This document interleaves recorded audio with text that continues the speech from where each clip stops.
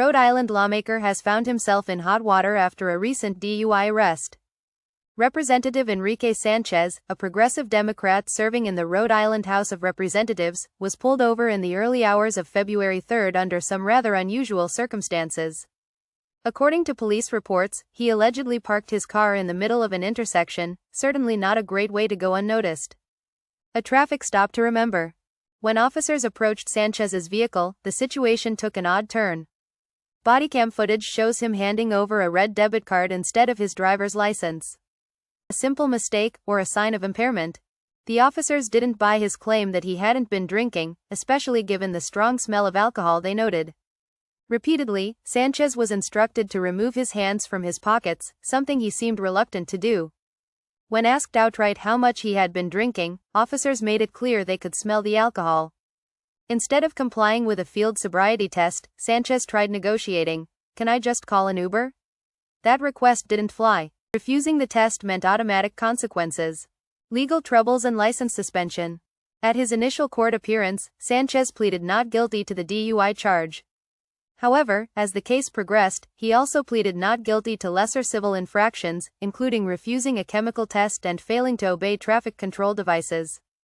By February 19, his license was officially suspended. However, the court granted him a hardship license, allowing him to drive strictly between 8 a.m. and 8 p.m. for work and legislative duties. The catch? He must install an ignition interlock breathalyzer in his vehicle.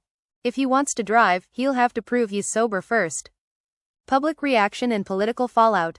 The arrest has sparked calls for Sanchez's resignation.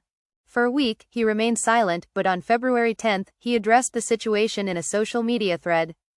Rather than issuing a direct apology, he focused on his commitment to his constituents, stating that he wouldn't allow his personal actions to distract from the real issues facing Rhode Island.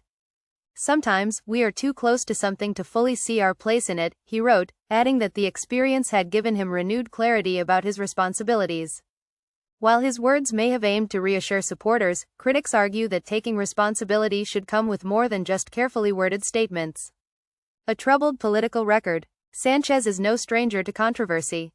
In 2023, he introduced a bill, REH 5461, that sought to grant voting rights to illegal immigrants, a move that faced heavy opposition and was quickly shelved for further study.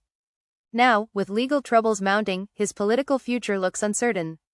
So, what happens next? His case has been moved to the state's Superior Court, where further proceedings will take place. One thing is clear.